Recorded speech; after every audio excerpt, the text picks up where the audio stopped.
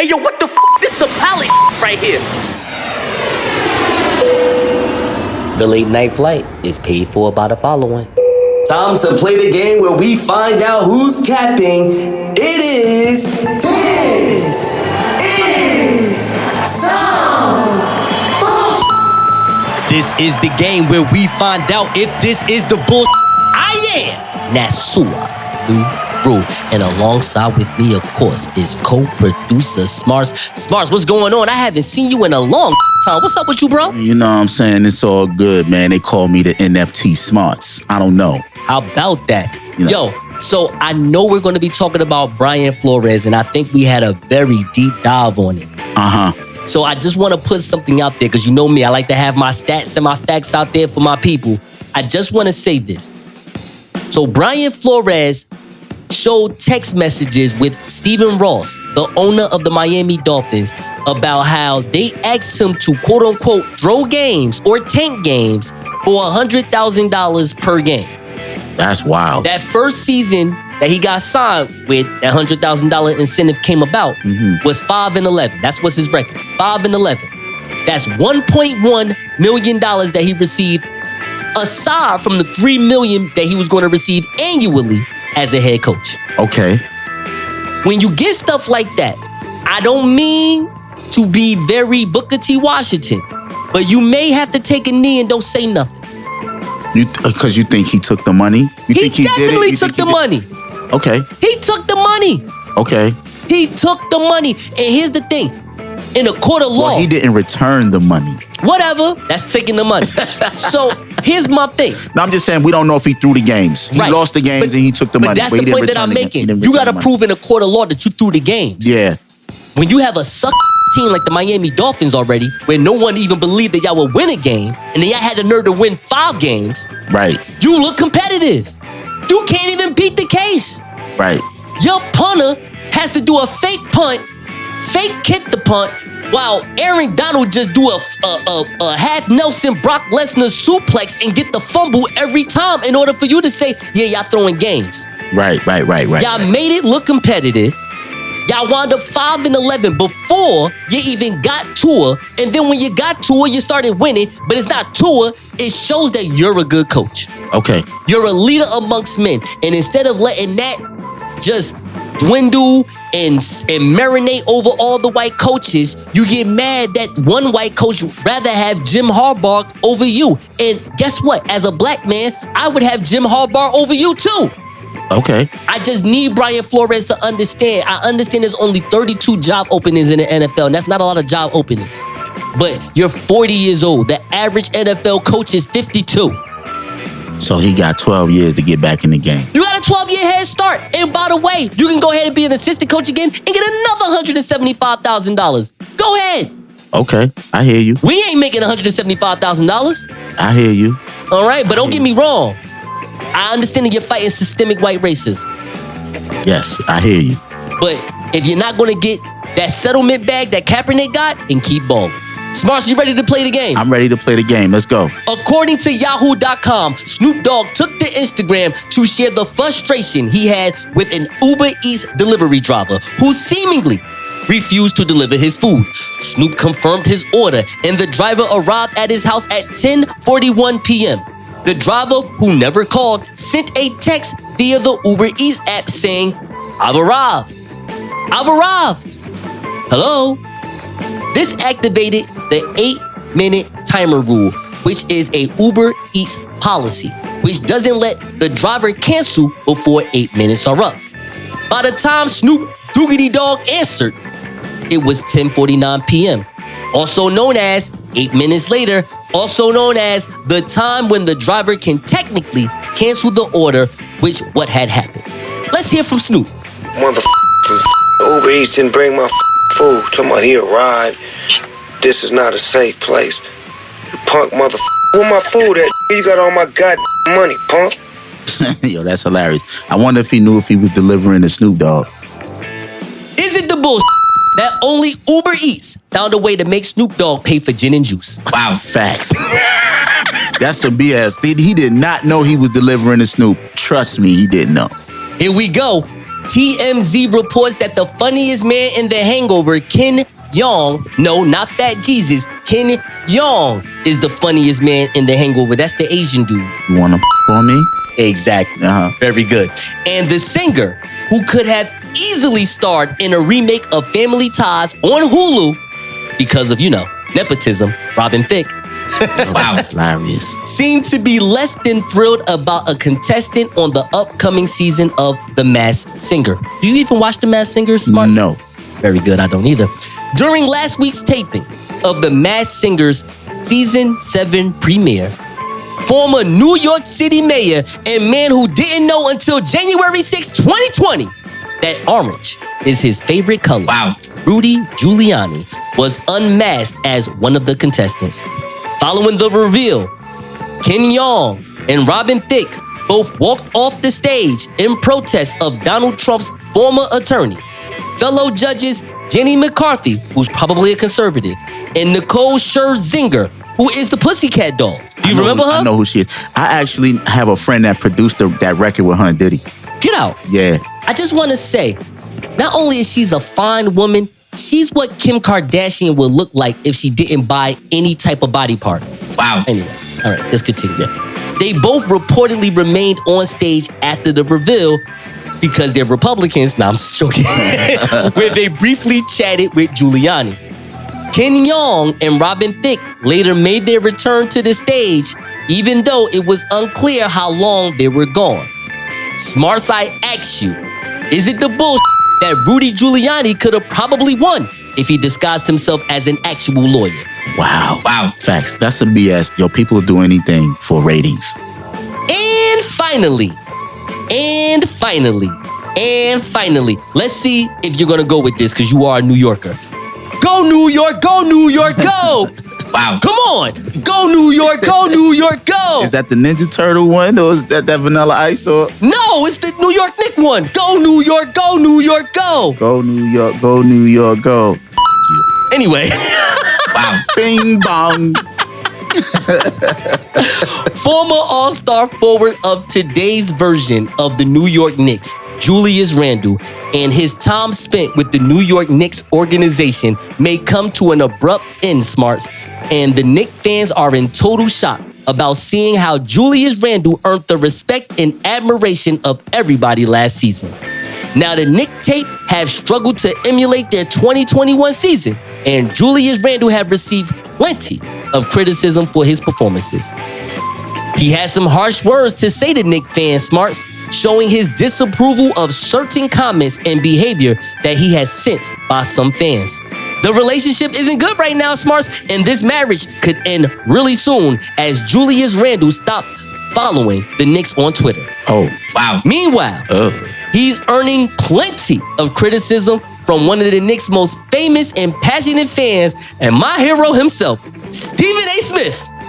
Oh, okay. I thought you was going to say Spike Lee, but go ahead. Who compared Julius Randle to Kyrie Irving, another controversial player in New York, but clarifying, he had to clarify, Stephen A. Smith, clarify that Julius Randle is nowhere near on the same level as the former 2016 NBA champion.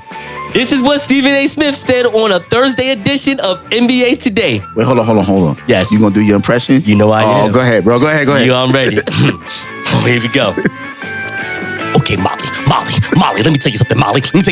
All you have to do is take the ball, attack or dish, okay? That's all Julius Randle have to do. He has to take the ball, attack or dish. He out here acting like he Kyrie. He don't have those type of skills, okay?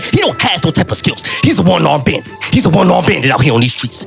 He's a modern-day Clyde Drexler. I will say that. He is a modern-day Clyde Drexler, but you ain't on that level. Okay? Wow. When it's like that, when you're not on that level that Clyde Drexler is on, when you're not on that level that Kyrie Irving is on, you pass that ball. Wow. Okay, Playboy? You pass that ball. Wow. And that's what he's not doing, and that's why he got an attitude problem right now. So, of course, the Knicks should entertain trading him because he's a one-armed bandit. Smartz, I ask you. Wait, before you ask me, every time you do the Stephen A. Smith impression, you have to end it off with what can go wrong, will go wrong. Every time you do that impression, you got to end it that way. I just want to tell you something. Better wait for it. Okay, go ahead. Wait for the show. Smartz, I asked you. Go ahead. I asked you, Smartz, I asked you. Go ahead, I man. asked you, Smartz, I asked you. Let's go. Smartz, are you ready, Smartz? I'm ready. Let's go. Smartz, are you ready? Let's go. Is it the bullshit that co-host of First Take Molly Quorum has also called Stephen A. Smith a one-armed bandit? You ain't gotta answer that. Wow.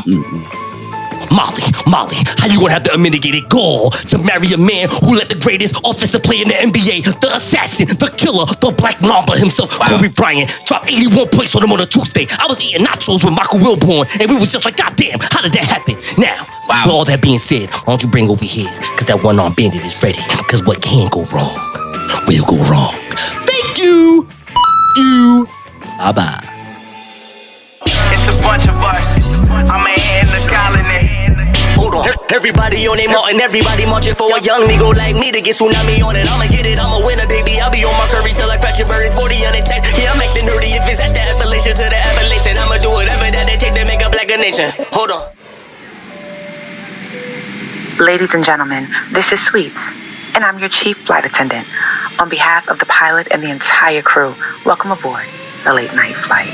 And here is your captain, the Nile River of New Jersey, the pilot of Tuskegee Training, the greatest honey badger who has ever lived, the creator of Black Pilot Radio and the Late Night Flight. Here is the victorious one, Nasor Nuru. What up, my passengers? We are first in priority. Donate to the Cash App $, the Late Night Flight to get this work from minorities. The Late Night Flight. Oh, you never heard of it? Turn up the turbulence. Catch us on these Apple Podcasts and these Spotify services. iHeartRadio, YouTube, and the Late Night QR scan. Download Audible, download Amazon, just to hear us back and forth like a U-Haul van. Hey, I started out not ahead of you. Now look at me. I'm the pilot with the better view. Making sure you can hear all 79 episodes wherever podcasts are available. Now let's take off.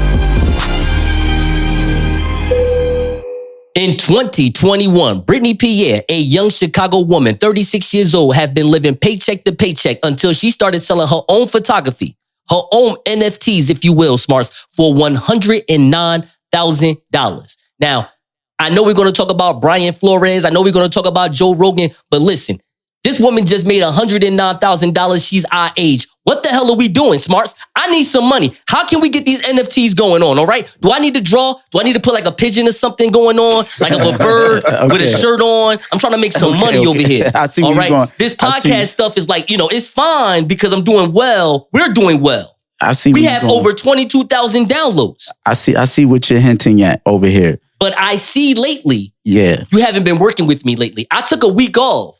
Yeah. And I didn't even hear from you. But I know what you was doing. Okay. So why don't you tell everybody what you've been doing other than this podcast? Okay, so I have been participating in the NFT world and, putting my time into the digital space. So I'm a part of a new community called the Pigeons of New York, which is an NFT community, which we started roughly 6 weeks ago. And we have a collection on OpenSea, which is the gallery in which the art is being minted, basically, which is NFT talk, which means that's where it is. And we're selling it on the Polygon blockchain. So there's a lot of information in regards to NFTs, which are non-fungible tokens, which is basically images that sit on the blockchain where the transactions are confirmed by the blockchain and it identifies the owner of that particular image, and which it's sort of like trading cards. So you can trade it for money, people can buy it from you, and it can move from owner to owner to owner to owner. And you're using cryptocurrency to become the owner of that particular image. I have a question. Sure. When you say images on a blockchain, are you saying that NFTs are drug dealers too? What's going on? Yeah, basically. I mean, if you can hustle it. I mean, we did 12,000 in sales in 6 weeks, which is a hard thing to do. And we sold over 100 pigeons, quote unquote, which is Pigeons in New York, which each pigeon represents a person in New York. So they look different. They have different personalities. They have different traits and things like that. And we have a community in a Discord where people participate and we talk and we interact. And we got plans to integrate the podcast into it too. So once the Discord grows, the community grows, you're going to be getting invites from the Late Night Flight. The Late Night Flight podcast is going to be doing some influencer work for the community. And there's a lot of collaborations that's going to be happening between the podcast and the NFT community, because we're going to want NFT communities to come and interview with us as well. So I got a question. Sure. When your company or your group Yes. sells one pigeon, Yes. and then that person then sells the pigeon, you still get paid?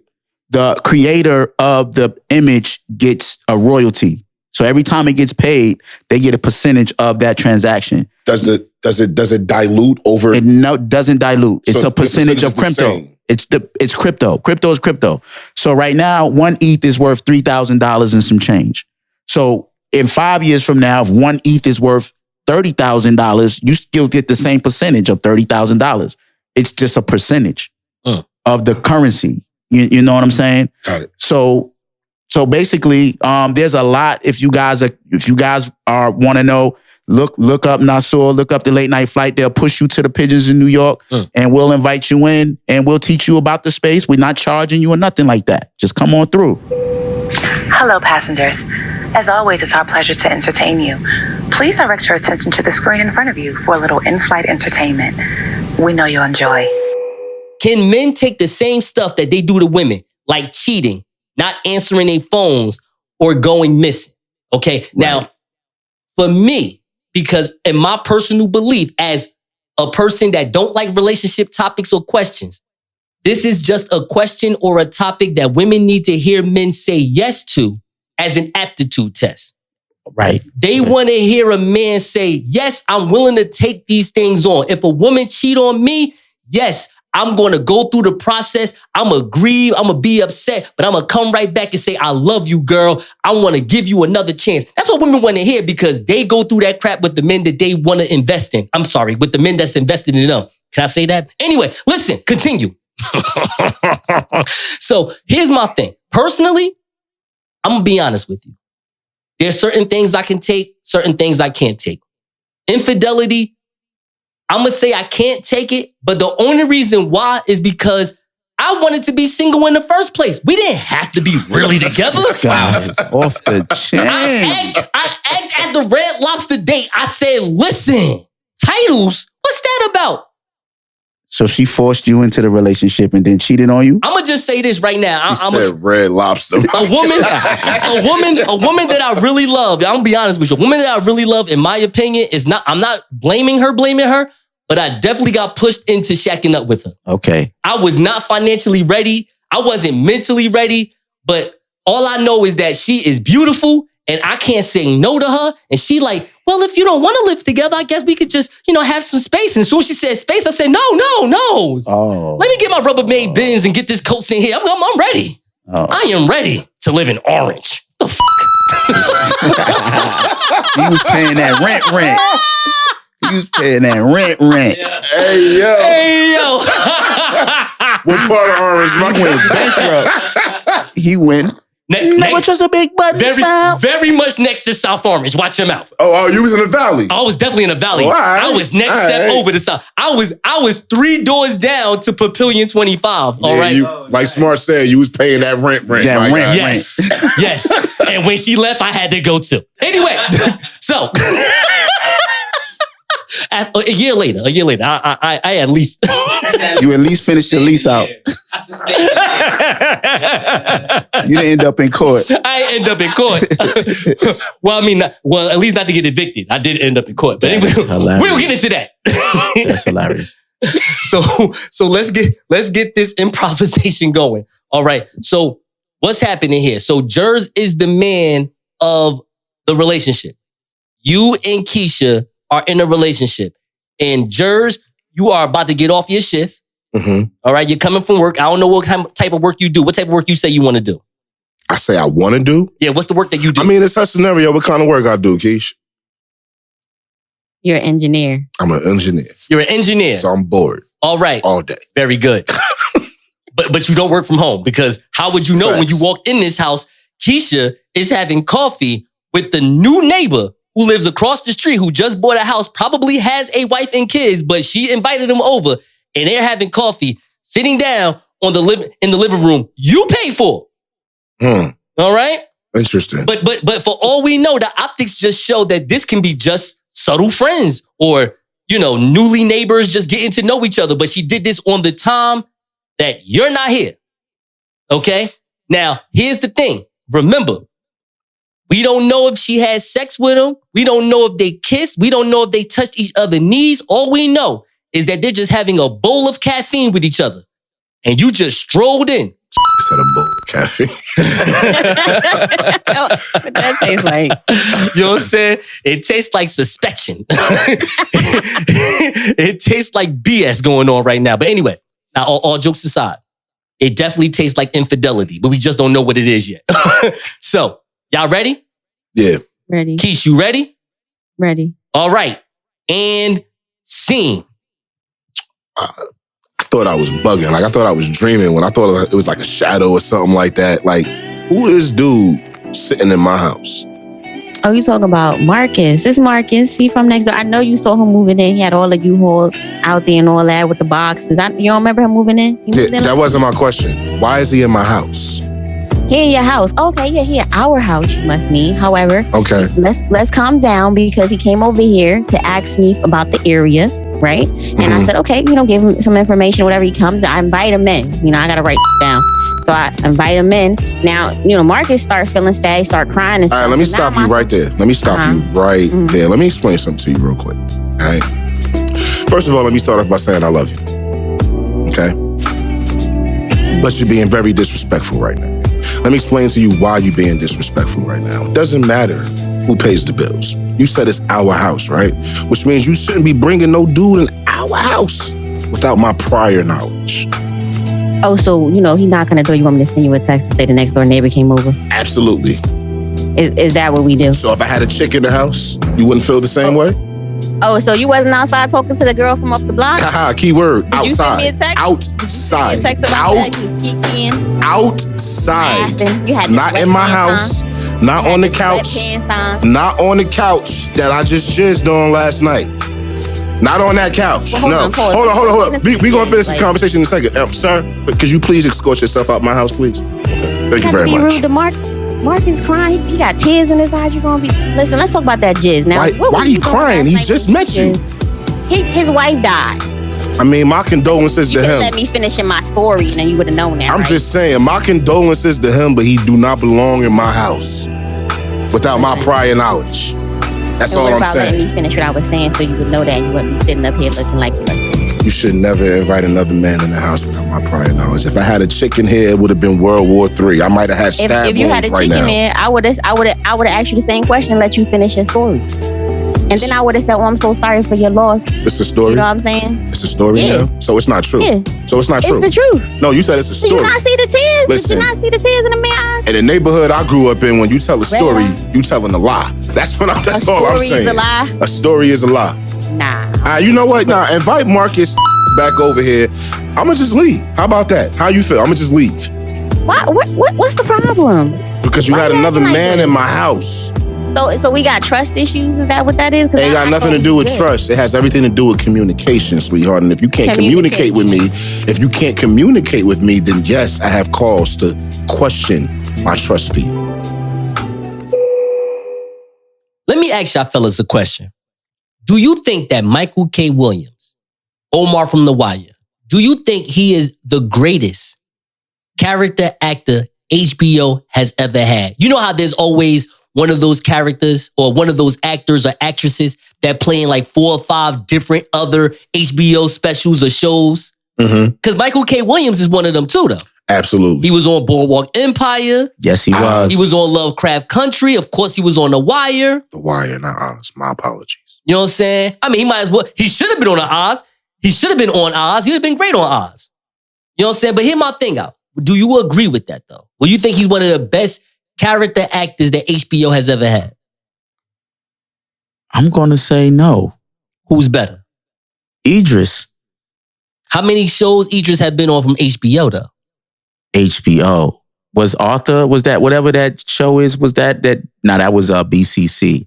That was Luther. Luther. That was on BBC. BBC. He might be. Damn, bro, you might be right.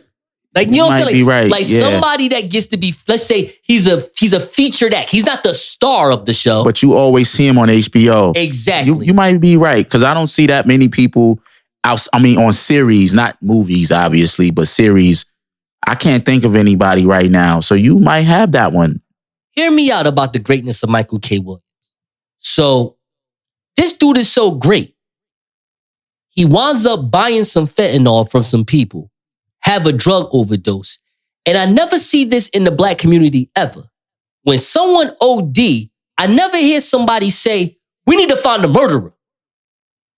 Facts. We in a situation where Michael K. Williams, the greatest character actor in HBO history, according to Nasua, has gotten people that have sold him the fentanyl that has got him deceased. Rest in peace to a goat, of course. Fed time. Now, we're just having a conversation here. We're not throwing people under the bus. We're not saying people need to go to jail. We're not talking about drug dealers. But here's my question to you real quick. I just want to know.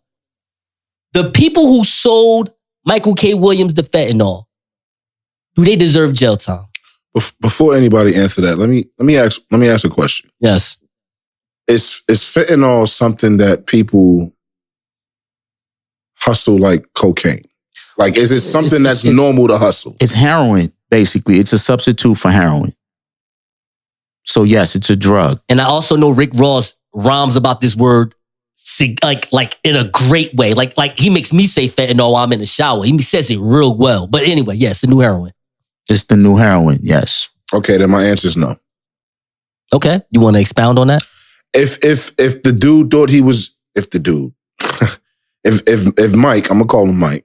Call him Mike. Call him Omar. You call him Omar too. Yeah. But if he thought that he was buying one thing, but they sold him something else, then yeah, that may have grounds for, people going to get them and being locked up and being prosecuted. You can still be prosecuted for selling it to them, but it's different when you're looking for murder. Now, it's still going to be sketchy. The prosecution is going to, try their best to get a conviction. It's going to be pretty hard. Yeah. However, I would understand that more if that was the case, but that's not the case. He knew he was buying fentanyl. He bought the fentanyl and he OD'd on the fentanyl. Correct? So far, so good. That's correct. Right. Here's my thing about what you just said real fast. Michael K. Williams has a history of taking drugs. Absolutely. Which also just, for me, and I guess this is the Nork in me where I'm like, I don't know how Frank Lucas is the one that should be getting arrested for this. I'm not saying that it's right or wrong. I'm just making a point. I know a lot of drug dealers that sold a lot of people bad everything, okay? And I don't know them to go to jail for murder for having someone OD. So let me tell y'all a story real quick. Okay. Michael K. Williams was really, really cool with Reverend Ron. If you don't know who Reverend Ron, Love, Christian Love Baptist Church over in Irvington, very popular church. Get out of here. Yeah, Ron Christian. Are you serious? The brother that passed away? Yes. They got shot at his office? He didn't get shot, but he died in his office. He had a heart attack in his office. My condolences and my apologies to the family. I didn't mean to say that. But he was real cool with Michael K. Williams. So on there, they called it Family Fun Day. They would, block off the street. So he would come every year, right? He would sit down at the table, talk to me and my uncle, the families, etc. But he got on the mic this one particular Family Fun Day, and he specifically stated that, Pastor Christian is here for me. I'd found God, etc., but I'm going to be honest with you guys. Like, you wouldn't be my people if I couldn't be honest with you. I'm going to forever struggle with drugs. After he passed away, first thing I thought about was that speech on that stage at that Family Fun Day function at Christian Love Baptist Church. It's something that he struggled with. You understand what I'm saying? He said himself, he's going to forever struggle with it. He's trying. You can always put your best foot forward, but he's going to forever struggle with it. Smartz, my smart guy. Let me ask you something about what Jerz just said, because that was powerful. Absolutely. What makes you think, why Michael K. Williams would express that to the church? Of course, being candid and being honest, that always drives, in my opinion, Black Christians to you more when you're being very candid and honest about, especially something like you taking drugs. But why did he feel the need to do that? And now that we see this actor passed away, he's done over drugs. Right. What made him say, yo, no matter what you say, whether you think I'm a Christian or not, I'm going to struggle with drugs? Because addiction is a disease. So anyone that deals with addiction or who has family that has addiction understand what that struggle is. Talk about So the fact that he recognized it and he wasn't in denial about it is him being self-aware, which is a good thing, which means probably why he could function at such a high level, even though he was a drug addict. It didn't end him in a sense of his livelihood and the livelihoods of the people around him. Because sometimes addiction will take everything away from you. It'll take your money, it'll take your job, it'll take your family's money, it'll take everything away from you. And it didn't take that away from him. So he could function at a high level because he was aware, he knew what he wasn't in denial about it. But he was still seeking the rehab that he needed to get better. Right, because he wanted it. He wanted it. It's a disease. It's a He was treating it. So would you guys agree or disagree that that the person that sold him the fentanyl is the killer?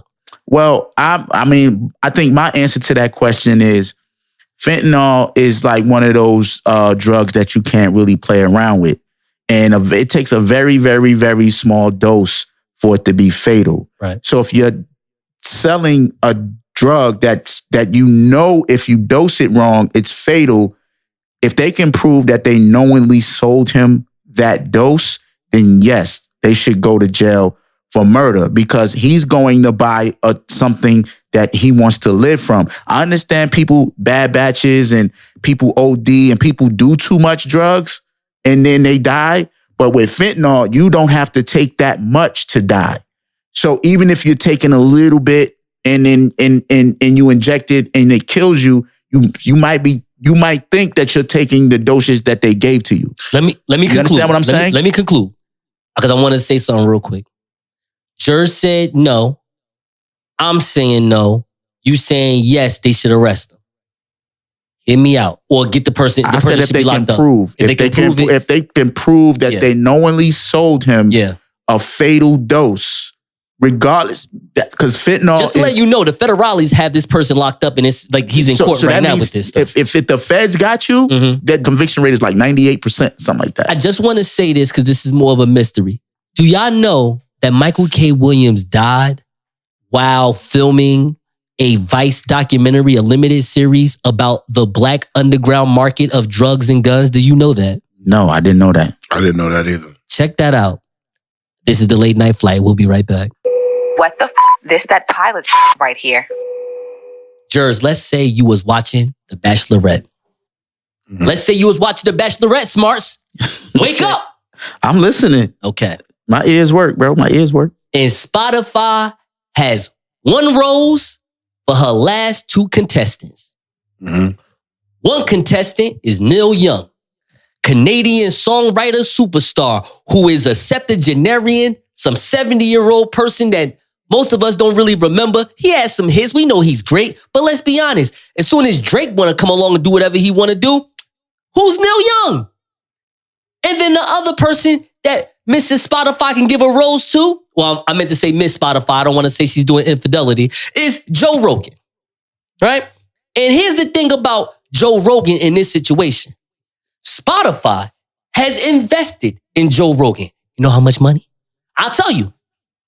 10 years, $100 million for a podcast. For a podcast, Smartz. Yeah. Okay? Yeah. We argue right now, we don't make no motherfucking money. Okay. I don't want to tell you how much I make. Okay, but it's not enough. All right? He's Joe Rogan, though.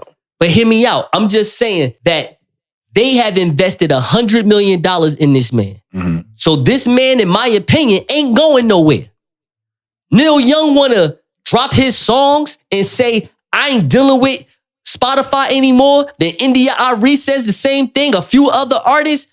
Now, here's the thing about the artists. Because at first I was going to ask y'all, like, whose side you on, the artist or Joe Rogan? But I ain't going to get into that. I'm going to just tell you the facts real fast. Let me ask you something. As an artist, are you down for getting 1,000 streams for $2.30?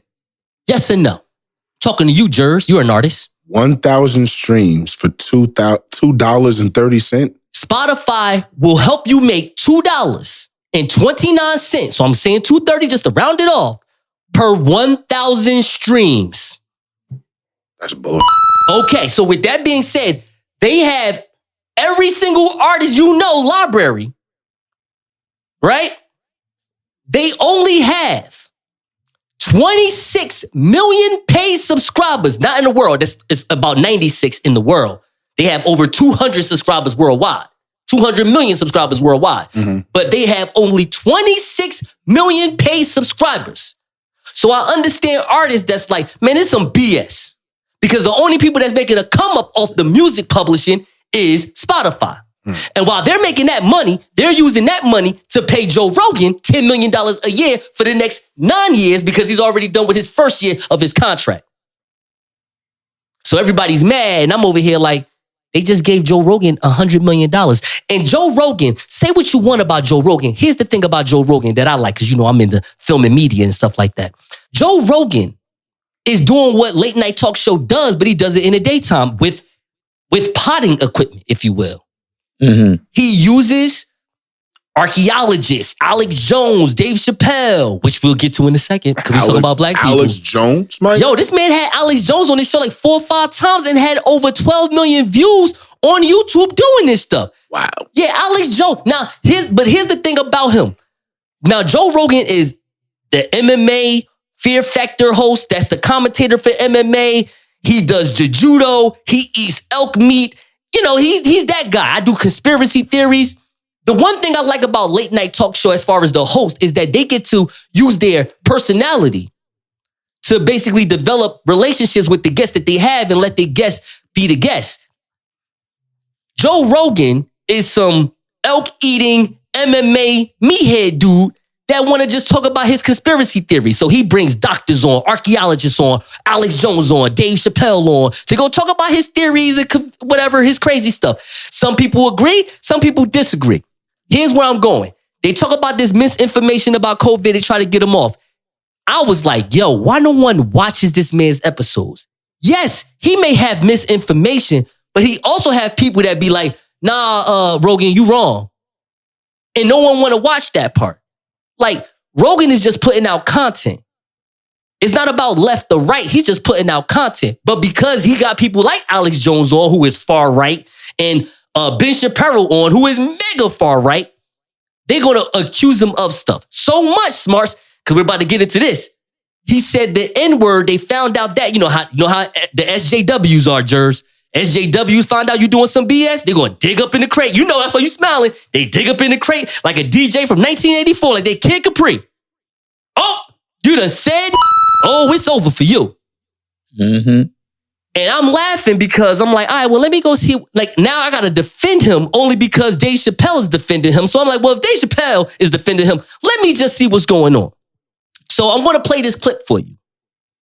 Before I play this clip, I just want y'all to know that, of course, I'm on Joe Rogan's side, not as a podcaster, but because this is technically a talent that Spotify has invested in.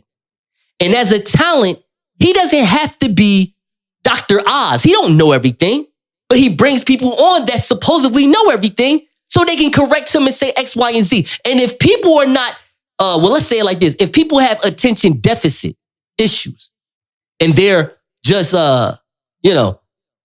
watching what they want to watch the perspective that they want to get out of it, they're going to easily say, oh, nah, Joe Rogan, you on the BS. So I want to play the clip that Joe Rogan played. Play the clip, Smartz, of what Joe Rogan said, because he said the N-word.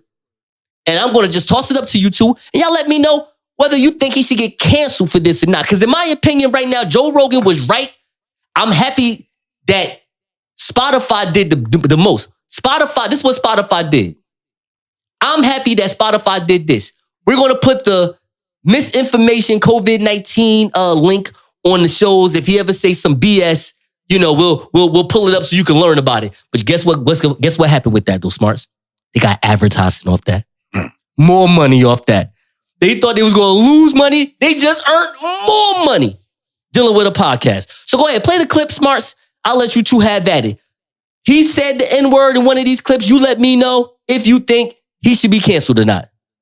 You hear about the guy from Netflix that got fired for doing... Yeah. He's having a conversation about offensive words that you shouldn't be using in comedy. And because of this conversation, during this conversation about this subject, he used the word...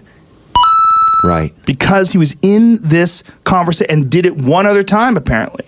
Because of that, not calling anybody that, saying it out loud, was fired from Netflix. That is crazy. No, Joe Rogan. You know what's crazy? Even though you shouldn't be canceled, you are talking to one of your white friends about the word. That is bad optics. You don't do nothing like that. Bad optics. I'm not saying you should get fired. I miss calling black women nappy-headed. You get fired. Joe Rogan just explaining what a Netflix executive got fired for is not a fireable offense. However, my man, you gotta understand, you're white. You are talking to another person that is white. And then both of you want to use the word in your conversation, even though you wasn't talking about no. You had the nerve to say that. You got to watch your mouth in place. Smartz, I'll start with you. I mean, that sounded like you want to see me get away with saying the word. I'll just talk about somebody who got fired for saying the word out loud, and I'm not going to get fired for saying it out loud because it's crazy. Well, you know why he don't think he's going to get fired? Say it out loud. He don't think he's going to get fired because he don't think that he said something about black people. No, but the person said the word out loud and wasn't talking about black people. And then he turned around and did the same thing and then said it was crazy that the dude got fired for that. So he was like, watch me say it and not get fired. That's the way I took it. Okay, do I think he should get fired? I like that. Do I think he should get fired for it?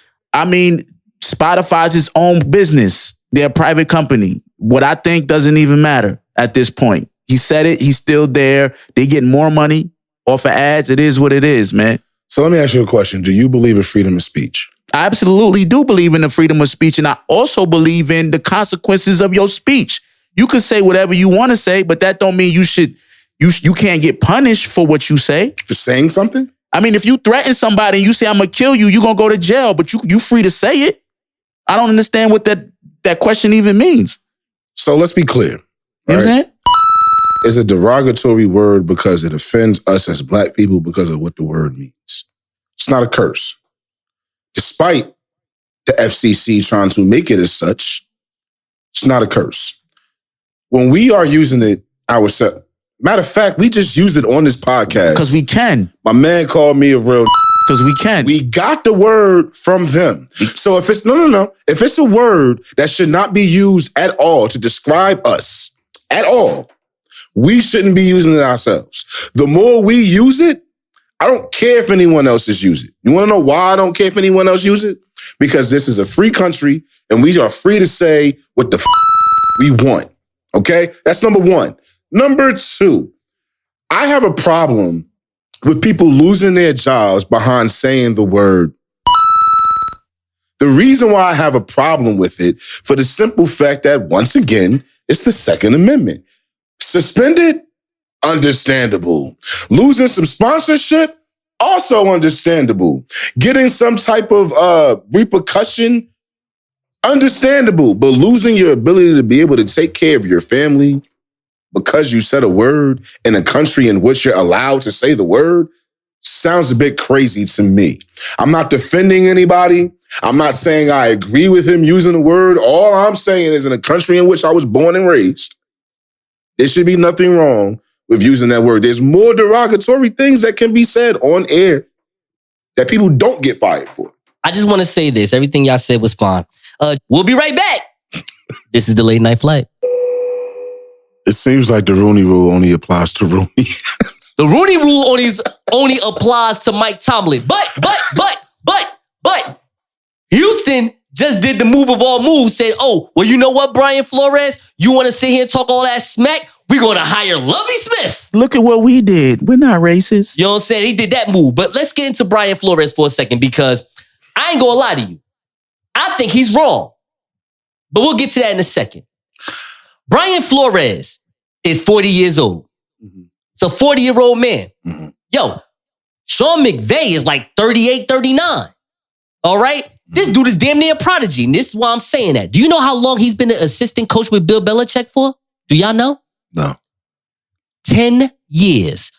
2008. Flores or McVay? Brian Flores. Okay, good. Let's talk about Brian Flores. Assistant coach to Bill Belichick from 2008 to 2018. Assistant coaches make anywhere between $150,000 to $175,000. So imagine when you get the call to be a head coach for the Miami Dolphins and they give you a 5-year contract worth $3 million per year. You're making $15 million. That man spent 10 years making some money that he made in 1 year as a head football coach. Right. Okay. So he ain't trying to give that up. And I wouldn't either. Right. You know what I'm saying? That's number one. 2019, he signed a 5-year, $15 million contract with the Miami Dolphins. Let's go for the seasons. Overall, he was 24-25. In my opinion, that type of record with a team like that, the Miami Dolphins, you're going to get another job. It may not happen this year. To be honest with you, it may not happen next year, but you're going to get another job. You're 40 years old. The average football coach in the NFL is like 55. So let me ask you a question. You think he should have just chilled, took a vacation, spent time with his family for 2 years, and then waited for the call to come back? Well, first of all, he could have been an assistant coach and just make some more money. But we'll get to that in a second. Okay. We'll get to that in a second, because Hugh Jackson, who sucked as a black coach, no disrespect to him, as a black coach, I'm saying as a coach for the Cleveland Browns, he sucked. They fired him. He's still working in the NFL though. Okay. You know what I mean? This is more like Hollywood, where you can have a bad role, but you still can get hired somewhere else. Okay. Okay, so let's continue. 24-25 overall the 3 years that he was there. 2019, he was 5-11. 2020, 10-6. Not bad. This past season, just now, 9-8. And that was when Tua was injured for most of the season. He went from 1-7 to 9-8. So in my mind, Brian Flores is a real leader amongst men. He's a real coach to me. Okay. I believe that. Here's the problem with Brian Flores. Dog, don't get sour. They let you go in your third season. They got a call from Jim Harbaugh. He want to coach for the team. Listen, I'm black as hell. I'll tell you right now. I'm sorry, Brian. Ain't nothing I can do. It's the last guy who coached Colin Kaepernick. I'm sorry. You gotta go. Okay. With all due respect. So this is just another bitter person that's, oh, you want to fire me because you're going to bring Jim Harbaugh up here? I could have had Deshaun Watson over here. Deshaun Watson over here going through massage scandals right now, bro. Watch yourself. The people you have aligned with right now is not the people you need to have aligned with. So now, here's the point that I'm making out of all this. Jim Harbaugh, I don't know if y'all know this, he just went back to Michigan for one more year because he don't want none of this stench. He don't want none of this sauce. Mm-hmm. If I'm Brian Flores, I hate to be the guy to tell you to do the Kaepernick, but dog, do the Kaepernick. You're going to have to take a knee on this one, my man. It is not the time to try to play some bullshit Malcolm X, MLK story about this privately owned company that has only 32 teams that is ran by 32-year-old, 70-year-old white men who believe that their time, think about this in life, Jerz and Smartz. I'm in my 30s. My best time in my life has been in my 30s. So when I'm 50 years old, I'm going to always reminisce about my life in the 30s. What do you think these 70-year-olds do?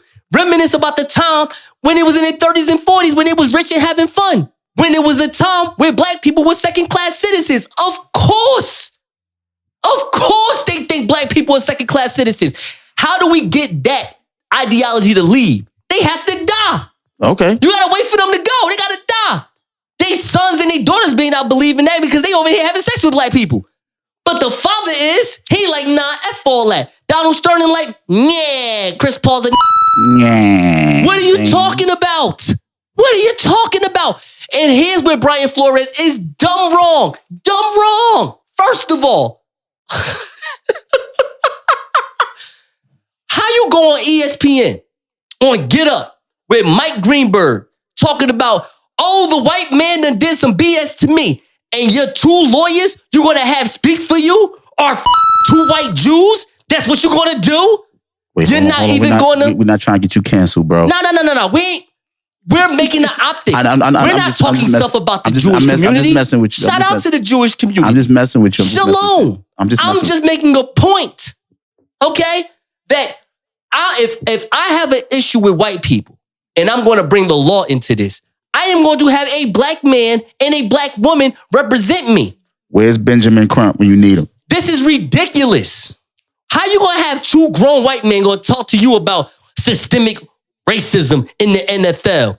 It's a privately owned business owned by 32 old-ass white men where Roger Goodell works for them, and even Roger Goodell says, the corporate NFL is different now, which it is. According to ESPN, they have a lot of black men and women working in corporate office. That's all good because the old white men that run Roger Goodell understand optics. They don't care about who feels what. They don't care about what black people want to be in when they grow up, or Latino men or women. They care about the optics. Oh, we're into diversity now? Fine, just hire some. That's why Brian Flores is ridiculous. Because, dog, I'm not telling you keep the money and shut up. I'm just saying, like, yo, you 40 years old and you're still going to have a career. Relax. I understand you're upset that they fired you, but you got to realize you're in America. They deal with names, bigger names. That's what happened with the 2016 election. We know who was the right choice to have, but it's a high school popularity contest. Trump a bigger name. He bigger than you, Hillary. You out here doing these whack-ass Democratic rallies. This motherfucker was doing stadiums. He was doing Astro World. Was dying. He did January 6th. Was dying. Hold on. Chill, bro. Wow. I'm just putting that out there. Hey, yeah. So y'all tell me, do you think that Brian Flores should have sat back and relaxed like, yo, you're going to be good. You're going to get another job. You just made a bunch of money in the NFL. Or do you think that he should have wowed up the crowd and gave this little MLK speech with these white lawyers and saying, yeah, you know, y'all doing me wrong, the black man? I got a 3-part answer. Go ahead. First, let me start off with a question. Yes. His name is Brian Flores. Is he half Hispanic? It doesn't matter. Come on, don't be like that. That's not nice. It matters to me. That's not nice. It matters to me. His name is Flores. It doesn't matter. He's black, dog. He's black, dog. Right, so I don't care if he's Dominican. He black, dog. We're going to go with he Dominican. He's black. That's number 1. Oh, number 2, let me ask you a question. Disrespectful. Not even let me ask you a question. Flores, coaches get fired every year. Mm-hmm. Black, white, Hispanic, doesn't matter. They get fired every year. How badly do you want a head coaching job in the NFL? Well, hold on, real quick. Bad enough where 150,000 times 16 does not equate $3 million for 1 year. So if I'm Brian Flores, I'd definitely rather be a coach than an assistant head coach because the average salary is 150,000 to 175,000 a year, according to CNBC.com. But continue. Got to get in the back of the line, bro. He's 40 years old and just got a coaching job in Miami, by the way. You got to get in the back of the line. That is life. If I lose my job today, it don't matter where I work at, what I got to do. I got to go out searching. And I got to pray and or hope and or use my charisma to go get another job. If that doesn't work, I got to take what I can get. It's no difference when you on that NFL level. No, I'm not taking nothing away from him because the other part of that answer is he's actually right. There's one black head coach in the NFL. Right now? Right? Yeah, right now. You're right. But I forgot the 2 percentage. now because Lovie Smith just got hired as the Houston Texans head coach. Okay, see, look what we did. So, but that's exactly what they did. It's the same thing with the NBA. The numbers of the players, the black players versus the white players, is crazy. But there's hella black coaches though. It's definitely more It's than hella 6'5". black coaches were in the NBA. NBA, yes. Right, but I can argue that all the coaches should be black. That's just, I could argue. I don't feel that way. I'm just saying I could argue that point. I get it. My whole point is he has a point, right? Flores, in reference to, you know, there not being enough representation of us in the front office and or head coaching jobs. However, you're in the position to make a change. All right, so look, this is my answer. My answer goes like this.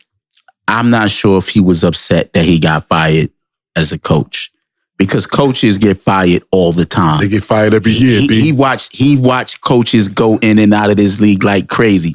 I think he got offended by the Belichick text message. That was it. It was over. That was the time? That was it. He didn't even get a chance to interview for the job. He had to sit through the interview knowing somebody else had already got the job. And Belichick just texted the wrong person. Belichick texted the wrong person. So something got exposed. Something in his mind got confirmed by that text message. You understand what I'm saying? I don't think it was about him getting fired. Like I said, he was willing to go to another team and interview for another team. So he was looking and he was taking interviews to coach somewhere else. So I don't think he was upset about that. It was that Belichick owes somebody some money. He gonna be sitting on the stand because he messed up. He exposed the undercurrent of the what's wrong with the Rooney Rule. Real quick, context of the text message. Huh? Context of the text message. Yo, congratulations. Wow. Realistically, the thing is that I think Brian Flores is mad when he said John Elway and his team from the Denver Broncos was going to interview him. They flew out to Foxborough, and from Denver to Foxborough when Brian Flores was the assistant coach at New England Patriots to interview him. And they said he came in, well, he as in John Elway, Brian Flores said John Elway came in disheveled, half drunk. Like they just had a hangover and everything. They already had their guy. They already had their guy. They knew they wasn't going to hire him. The Rooney Rule allows them to hire or interview at least one person of color. So this is their person of color. Exactly. And he felt some type of way. And in that case, I felt him. But I still, at this time, it's like, yo, my man, listen. The privately owned company that is ran by a bunch of octogenarian 80-year-old white folk are going to play by the rules that y'all implemented on the NFL. Hey, yo, what the f***? This is some palace right here.